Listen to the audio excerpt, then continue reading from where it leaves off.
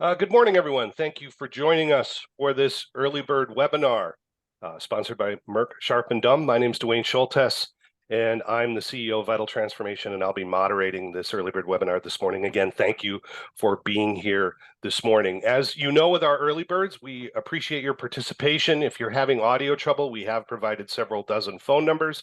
You can go ahead and switch from the phone to the computer and vice versa. There are plenty of phone numbers for you to utilize. Feel free to log in, and we'll do our best to continue with you. Also, we absolutely want your interaction. We have a Q&A bar there.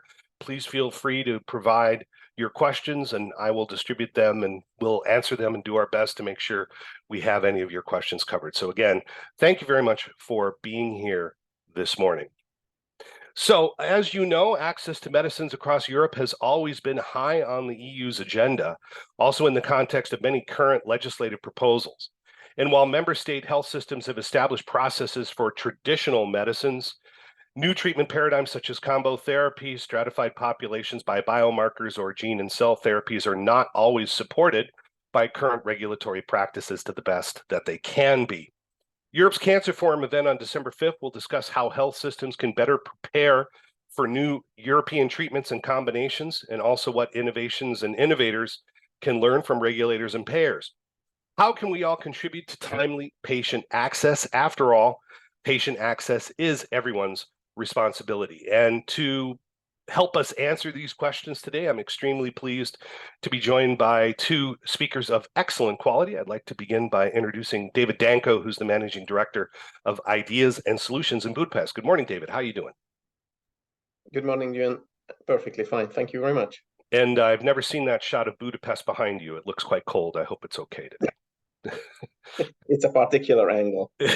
Thank you. Yes. And Tim Wilsden joining us from the UK. Tim is Vice President for Charles Rivers and Associates Life Science Practice. Good morning, Tim. How are you doing? Good morning, Dwayne. Good morning, everyone. So, Tim, I want to begin with you. What specifically are combo therapies, and why are they important? What are their benefits? Thanks, Dwayne. Well, I think it's really important that we are all talking about the same issue. Combos are not new for the life sciences industry as a whole. We've had fixed dose combinations for many, many years. That's not what we're talking about today. We're talking about free dose combinations. We're talking about patented products. So often 1, 2, 3, 4 products in either starting with a monotherapy and then becoming a combination therapy, and often with multiple manufacturers. So this is a new phenomenon, or a relatively new phenomenon we've started to see over the last 5 years. But if you look at company pipelines, you look at what's coming, this is becoming ever more important. Why are these important? Well, they offer real efficacy advantages for patients. They improve mortality. They have good results on progression-free survival in areas that have been very difficult for us to make progress on: multiple myeloma, lung cancer, breast cancer. So these are offering real clinical advantages to patients. They have other advantages, as in managing drug resistance. But the main thing here is these are real clinical benefits, steps, improvements in the treatments of some really difficult cancers. So what are the current challenges to their use then across the EU broadly?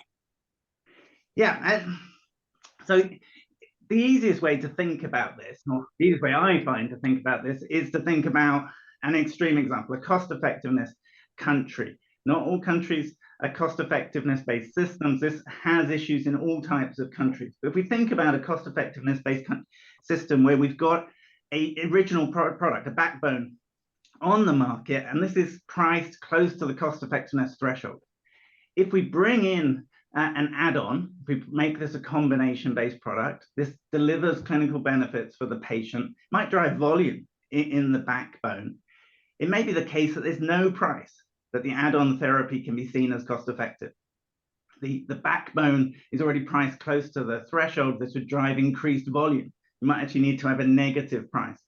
So from a theoretical perspective, we've got things adding value to patients that won't be seen as cost-effective. And we can't have a commercial agreement between the providers because of concerns about antitrust. This is the theory. We've seen this, worried about this for many years. There's many papers written on this, but it's also a reality. My colleague, Michela Pistolato, presented at ISPOR a couple of days ago, data on this that we developed with, for FPI.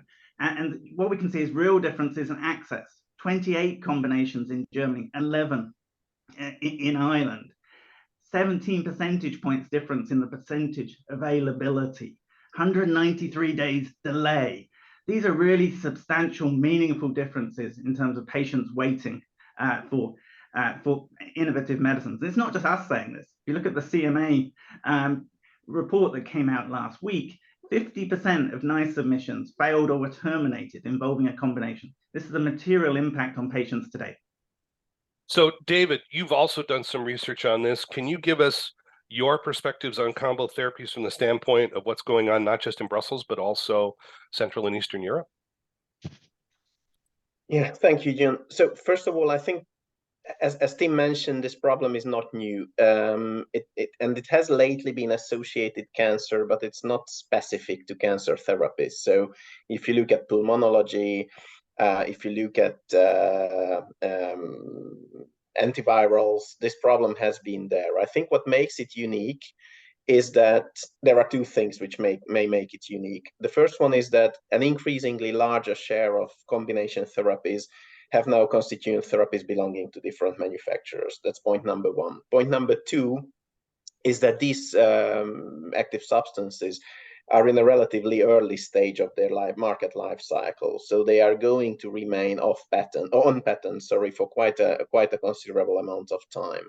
And here comes the point that we have been talking a lot about the cost effectiveness, but in a number of countries that I have done research in, or I have worked in relation to combination therapies, this is also a significant budget impact issue. So the ratio of additional budget impact compared to additional benefit, if this imaginary ratio exists, is not seen as very favorable by many payers.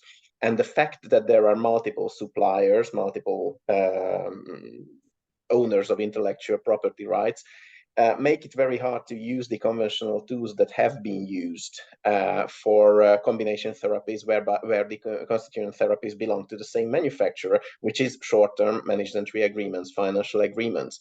So we have a situation where there is a significant budget impact pressure. There is the cost effectiveness concern, which Tim highlighted, and there is little, let's say, maneuvering room in using those conventional tools, which have been short-term managed entry agreements. And industry is saying that the whole setup is not sustainable, while payers seem to be saying that it's industry's problem, so solve it because it's your therapies. And we look at combination therapies as single technologies, and there is a certain angle of logic into that. And the problem is that there is also a slightly cynical element here, that there are very few, if any, legally viable mechanisms for industry and for the owners of constituent therapies to negotiate or to enter in to get kind of any engagement on prices. So I don't think that the payer solution or the payer attitude that it's not my problem is very sustainable. And this applies to Central Europe, which you specifically asked about, but it applies to most of Mediterranean Europe based on the research that we conducted. No, there's a lot there to pick up on. First, I'd like to pick up on what Tim said regarding ISPOR, and then David linked this to what you just said. You know, I was at ISPOR and actually saw your colleague's presentation, Tim. What's intriguing, though, is if we look at this, particularly if we look at this from a standpoint of multiple products, if we look at, say, what Germany has done, and this relates, David, to some of the recommendations in your study. If we look at what Germany has done, they're saying, okay, you can bring a combo therapy to market, but then we're going to implement a 20% across the board reduction just to start, regardless of the IQWiG, ruling, what we get from, our 6-month benefit renewal, which used to be a year, but now we're doing it 6 months. So you're getting this 20% haircut right off the top. And we're already seeing highly effective combination treatments. And again, not necessarily, as you mentioned, David, not just from one player and one industry partner, but it can be a combination product across multiple players, which then radically increases the economic problem with trying to figure out who gets the haircut, of course. So what are we going to do about this? we're already seeing the recommendations are we're just going to put a reduction in, and this has been several recommendations by many industry groups too, but we're actually seeing this is harming patients and harming access with good quality products not getting to market. David, I'll start with you. How do we handle that? Because this has been what people have said we should do. Yeah, this is an interesting point. I think there is a very clear overlap here.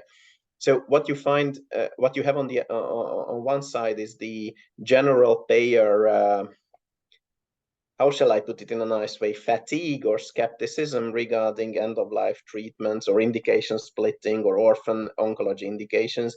And this fatigue has been there, I think, for quite some years. And on top of that, we have the combo problem. So my recent experience suggests that when we talk about combo problems, then a significant share of them are not necessarily specific to combos, but it's the combos which magnify the issues that we had. Well, that's the biggest right now. That's the most products. It's those combo cancer products. That's what we're seeing because that's where there's a large majority of those products. Yeah, exactly. Plus these are oncology orphan indications in a number of cases, and oncology orphan indications. And I know that your experience also underpins that they are being, let's say, received with a degree of concerns from payers. So I think this is what we are experiencing now regarding any type of policy tool being implemented. I tend to believe that there can be a kind of sit it out effect on industry side. So if there is a drop now in therapies being launched in Germany, I would not necessarily say that it's going to stay like that forever, because this is an adaptation phase with several concerns being raised. And yeah, that's true that without Germany, the European landscape would be very different, but it's also true that without the US, there wouldn't be any European landscapes. I would not say that, David, but thank you. Tim, from your perspective, picking up on that, there's sort of the economic disincentives that are coming into play now where we're actually seeing products. I mean, we've already seen huge disincentives in general. We know for a fact that if we look at indication bases for orphan oncology products and orphan products generally across the EU compared to the US, but specifically products dealing with late stage cancers, we know that there are 50% indications, 50% fewer indications in Europe than there are in the US. I mean, we already know there's just a panoply of problems here where patients aren't getting access. Now we're throwing in these discounts. How do you folks handle this at Charles River?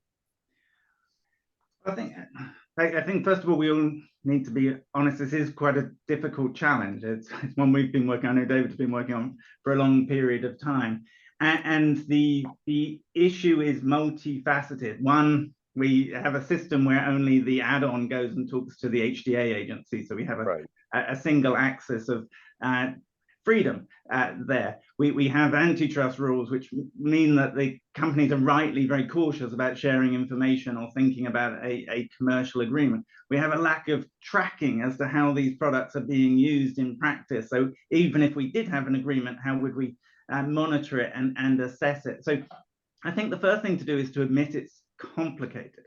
The second thing to admit, to make it more complicated, is these combinations, and we saw this with the early experiments in Switzerland, and are different on a case-by-case basis. There are some cases where we don't need the backbone therapy to reduce the price. The incremental benefits are such that will work fine.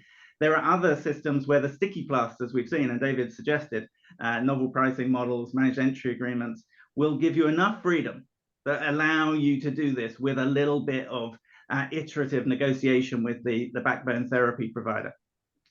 And there are systems where this is really complicated. We actually need a negotiation. We need some sort of commercial agreement, however that's reached between the different components of the combination. And will that be 20% on the backbone therapy? In some cases it might be, but in many cases it won't be. And this is the problem. We need a flexible system that complies with antitrust rules, that works for a different set of combination products.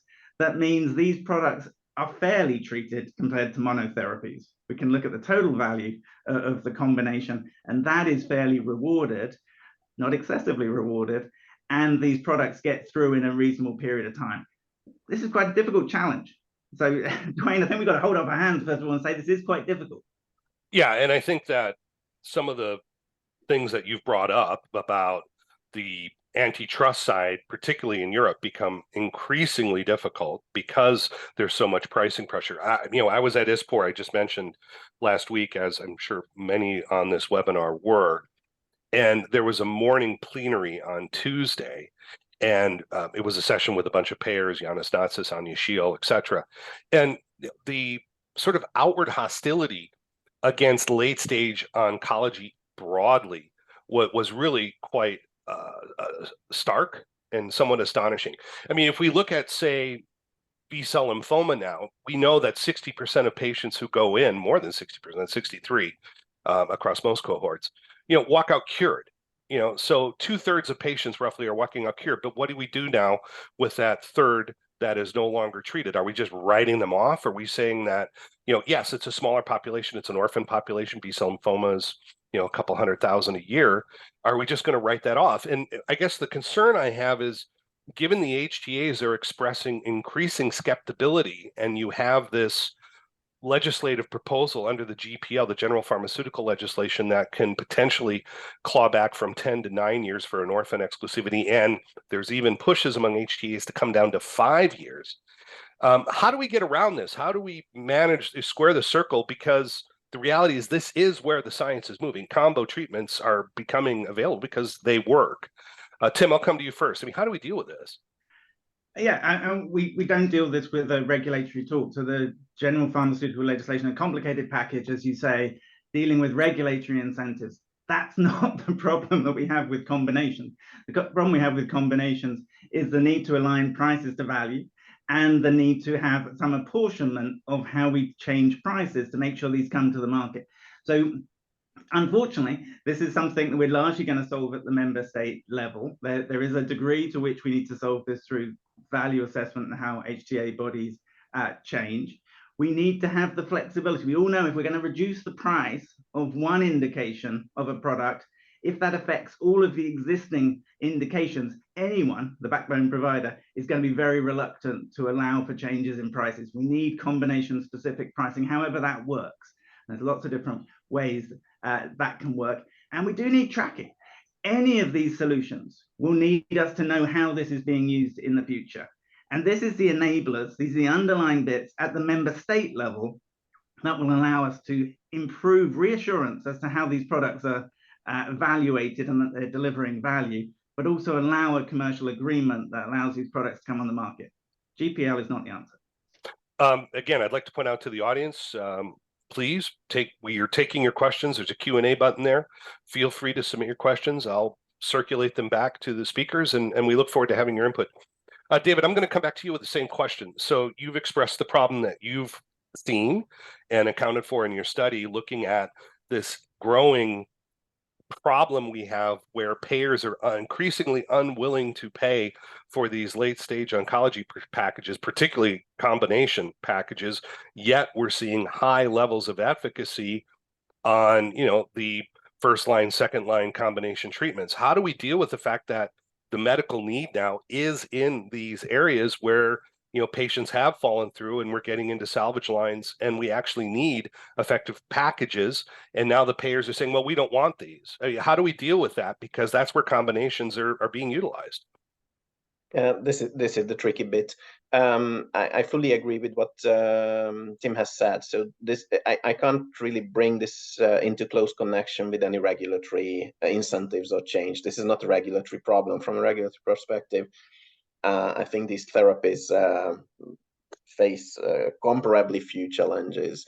Now, the thing here is that this has been tackled, or this has been addressed mostly at the value assessment HTA level. And what has become increasingly clear to me in the past 2 years, let's say, is that this is not an HTA problem, or if this is an HTA problem, this is not going to be solved by HTA bodies. And one of the banal but I think interesting findings of our research is that it is most likely to change when the political departments overseeing HTA bodies / policymakers have realized that they must do something and give a mandate to HTA bodies to do something. And then alongside that mandate or based on that mandate, we can theorize, or we can have different projections what this is going to look like. But an HTA body, for the reasons that you have perfectly outlined in the past couple of minutes, HTA bodies are very unlikely to take the first step. And this intrinsic feeling of theirs that this is not my problem, this can linger around until a political. And it's a good question whether it's a policy decision or a political decision. I tend to think that it's going to be a political one once pressure has increased to that amount. And a last sentence to that at policy level is that what we have seen is that usage-specific pricing, indication-specific pricing, data tracking, usage tracking, these are things which are generally embraced, but these don't give the momentum for any change. Once the change is there, these can be used and these will be supported. And the other thing which we have discovered is that stakeholders, both companies and payers, they tend to favor bilateral discussions, so payer-company discussions, as opposed to arbitrated, triangular, whatever type of mechanisms, because of many reasons. It's new, complicated, and the outcome is dubious. Well, I think the financial outcome, so. Right, and it's essentially a monopolistic negotiation between a monopsonist, and so basically power of the purse versus the power of the access. Unfortunately, there's something you said which I'm really interested by, which is the idea that this isn't an HTA solution; it needs to be a political solution. Politics is downstream of culture, as we know. Yet, if that's the case, the culture now is pushing HTA to be closer to the EMA regulatory process. We're actually going to be incorporating HTA into EMA's regulatory mechanism. Tim, was that forebode for good or bad? How does that pan out, do you reckon? Well, remember that the EU HTA system is doing clinical assessment. It's not even doing a clinical appraisal, and then there's the economic assessment on top of that. So will this get solved by EU HTA? No. EU HTA, I can't see it doing attribution of value between component parts of a combo. That's not its job. Its job will be to assess the clinical effectiveness data of the assessment, as David said, which will be the combination as a whole. It may do that quicker, and I know there's a big debate as to that happening, but there may be some benefits in doing that quickly, and that may mean that these things happen a bit more quickly, which brings down time across the products. So the benefit for solving the combination problem is relatively minor, in my view. I'll be interested in hearing David's opinion. One of the things he said earlier on, which I completely agree, and I think is really important, is that for a long time now, people have been seeing this as the company's problem, it's the industry's problem. And I think what we're starting to see, I hope, that we're starting to see this as a shared problem. And for anyone who wants to have a go at reading this, read the CMA report, how closely the competition authorities, I know it's outside of the EU, worked with the ABPI and really saw this not as an industry problem, but as a societal problem affecting patients. And that's got to be the bedrock of us starting to do this. So does EU HTA help? A little bit, but it doesn't solve the combo problem.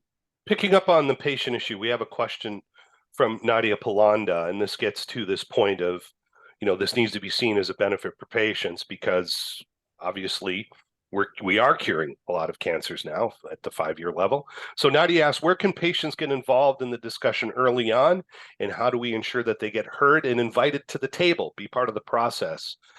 David, from your perspective, how do we get patients there meaningfully? Thank you. This is not an easy one. Look, from a realistic perspective, and sorry if I'm a bit down to the earth, but from a realistic perspective, I don't really believe that customized processes are going to be designed for patient engagement just for combination therapies. So the point here again is more general. Where can patients and where should patients get engaged in HTA processes in a consultative role, in any type of role? And I believe that this process, which has in most European countries been dominated by economists and clinicians. I'm talking about external opinions. So when an HTA dossier or a file is sent out to anyone, then it's normally a clinical college, or it's a health economic body, assessor group. This can be complemented by the patient voice or by the patient opinion, but I don't really see any specific solutions for combination therapies here in this regard. Tim, any comment on patient engagement? I mean, given the fact that we have the ABPI report. Well, this is a technical issue, and it feels like it's a closed room issue. We need some economists in the room. I think we need pressure to solve this from a political perspective, as David said earlier.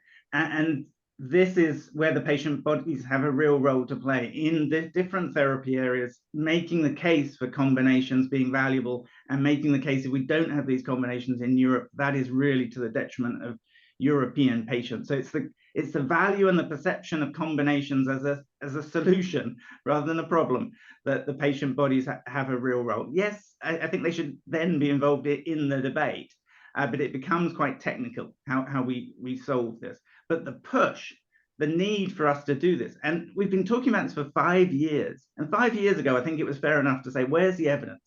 Where's the evidence of the harm this is doing? We've got the evidence of harm now. We need to actually start addressing the problem. We're moving from a situation where sticky plasters, we had 3 or 4 combinations each year. Sticky plasters worked.